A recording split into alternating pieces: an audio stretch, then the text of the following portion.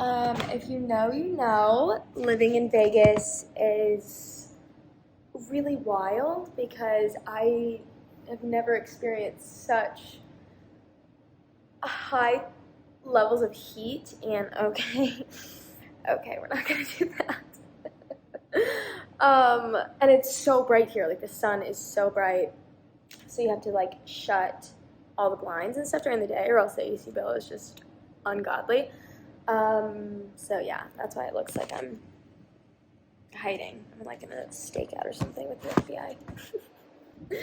um, I just kind of wanted to document so I can come back later and watch this when I'm in a different place. I think it's really refreshing and sometimes really beneficial to record moments that I'm having of different feelings or emotions or thoughts or just kind of where I'm at in life. And then, because it's all so temporary, and even if in the moment it doesn't feel temporary, it feels like, when you're in a storm or you're feeling a really heavy emotion or feeling or something's coming up, it feels like you're going to be there forever.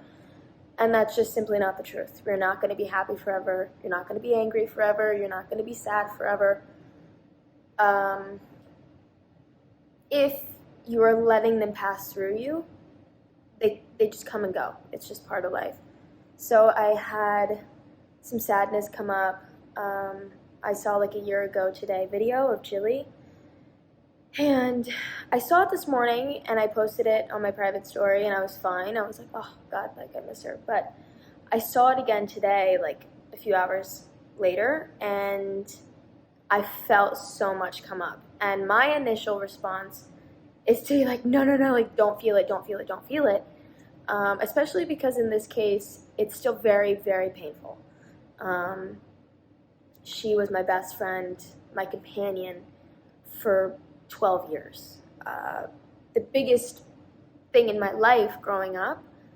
And to not have that physically has been excruciating. It's been scary, it's been lonely, it's been really hard. And there's been a lot of beautiful moments too where I cry and then I feel really connected. Or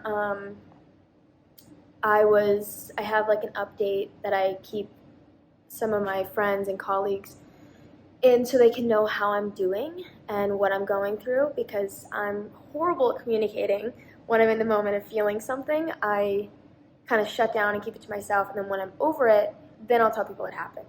When they're like, why didn't you tell me? Like, I could have been there for you. And so anyways, I have this update, and okay. As I was, now I lost my train of thought. As I was typing my update, I was talking about just the feelings coming up and the feelings of loneliness and feeling like there's just a chunk of me that's gone. Like there's just this massive amount of space inside of me that's empty. And I don't know how to fill it. And I don't know what to do with it. And normally I would fill it with bad things. I would fill it with things that weren't supposed to go there and fill that spot. The only thing that I'm supposed to fill that spot with, and I think that there's going to be forever a little piece missing, because that just was our connection, and I am okay with that. For me, I believe in God, and you can call it whatever you want to call it. If it's higher power, if it's universe, if it's love, if it's God, if it's whatever is your terminology, use that. For me, it's God. And taking this opportunity to strengthen my relationship and connection with Him so that I don't feel lonely, that I can be filled up with the presence of God, with higher power, with love, and I don't need to fill it with something that's really not fulfilling. That down the road, I'm going to go through the same thing because that doesn't work anymore. With God, it's never not going to work. It's not. And this is my own personal experience. I don't want anyone to think that if you're not feeling this way, then something's wrong with you. This happens to be my journey and how I feel on my journey and what I'm learning and what suits me and what works for me. And everyone is going to have a different journey and a different path and things that work for them and different terminology, and that's totally normal and totally okay. I don't want someone to think that they have to fit inside this box. Because I myself sometimes am like, well, I try to fit myself in a box that I clearly don't fit into, but my peers may respond well to that, and then I don't, so I feel like something's wrong with me, and that's false. Now I don't even know what I was talking about because I just got on the sidetrack story. But basically I just was, I think I was talking about my update. I was talking about the feelings of loneliness, and for me what gets me the most is the physical loss. I want to be able to hold her, I want to feel her, I want to smell her, I want to touch her, I want to sleep with her, I just want her around. And I'll never have that again in this lifetime. I'll never get to touch her, I'll never get to hold her, I'll never get to smell her. But when I was back home a week and a half ago, I had a breakdown at home, just kind of like not wanting my parents to ever die, and I was just realizing how fast life moves, and time goes by so fast, and I didn't appreciate my parents for so long, and now I appreciate them so much. I never want anything to happen to them. I never wanted anything to happen to my parents before, I should preface, but now that I appreciate them so much, I'm like terrified of something happening to them, even more than before. And so I'm having this breakdown, and I'm writing this letter of how I'm feeling, and I go into bed that night, and I was having like a sleepover in Camber's room. So I'm sleeping on the floor on this pallet, and I crawl in, and I get this whiff of Jilly. And I'm like, none of these blankets, or like she didn't touch any of these blankets. Like she didn't sleep on any of them, she didn't touch any of them. Like what's going on? And I just smell her, and I immediately felt at peace. Like I was like, she's here. She's telling me that I'm gonna be okay, that she's here with me. So I know that somehow spiritually she is always around. I think our loved ones and our friends that pass are always around us. But for me, oftentimes that's not enough. I want the physical, them being here. So I'm learning slowly, accepting that that is what I've got to be okay with, and I have to accept it because there's no other option. But I was just having a moment, and I wanted to document it. Whether this gets shown to anyone or just kept to myself, I don't know. But I know that I'm going to feel better later, or I'm going to have another moment of sadness that comes up, because I'm still very much in the grieving process, and I really hate feeling pain or sadness, and I think 90% of the human population can also relate to that.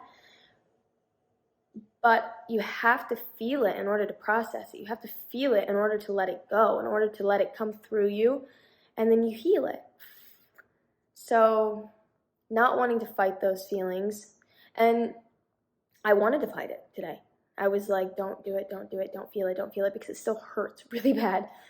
And I cried anyways, and I felt it anyways, and I talked about it anyways, even though I didn't want to do any of those things. And now I feel a little bit of relief, and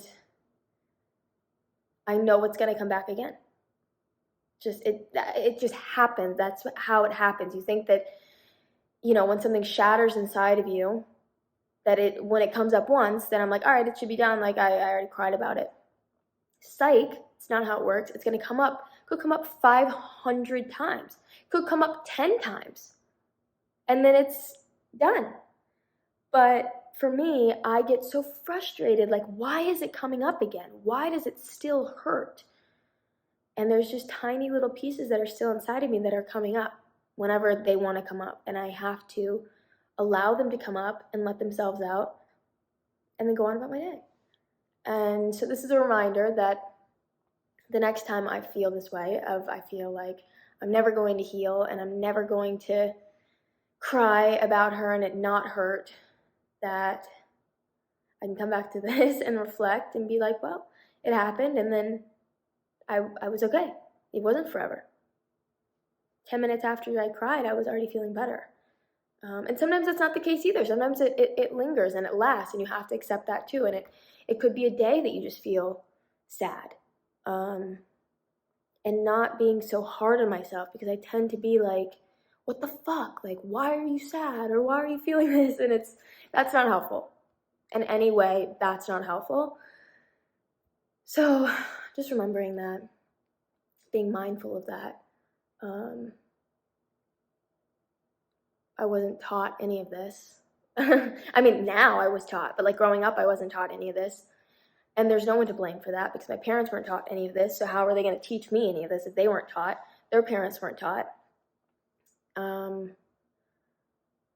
yeah, just basically being patient with the process of quite literally everything, healing, especially, and just what you're going through and what you're feeling is valid. But you also have to let it go.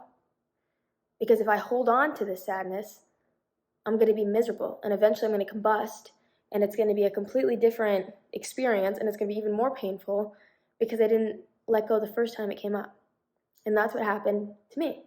I never felt anything. I never processed anything. I just avoided it until finally it turned into like this giant catalyst and erupted, and it was horrible. Horrible. It was, oh my God, it was so bad. I was in so much pain internally. I had so much conflict. I had so much anger. I had so much resentment and sadness because I kept everything inside. When now it's like, okay, I'm going to feel it regardless, right? I might as well feel it the first time. And then each time it gets a little bit easier, a little bit easier, a little bit easier. Or I cannot feel it and be like, yay, I'm good. And then it comes back up and feels 10 times worse. Your choice. So I decided I didn't want to do that. And as much as sometimes I want to, I don't let myself do that. I'm too aware now. And I'm still learning. I'm still becoming even more aware than I was yesterday. But I know how I don't want to feel. And so I'm doing everything in my power to not let myself go back that way. And it's life, right? Life is going to ebb and flow and throw us shit randomly. And we're going to feel down, and we're going to feel sad, and we're going to be frustrated, and we're going to feel hopeless. But as long as you're still taking the steps, it's a little bit easier each time. You know how to navigate it. You're not already sinking, and then something else comes on top of you, and then you sink lower. So just remaining afloat and swimming, and then when something comes, swim. Take a break if you need to, but I don't know, I really, really struggled with that for a long time. And it does get easier, but you have to put in the work. You have to want to feel better. You have to want better. That's basically it. 13 minutes of me talking. Yeah, that's kind of it. That's all I wanted to share.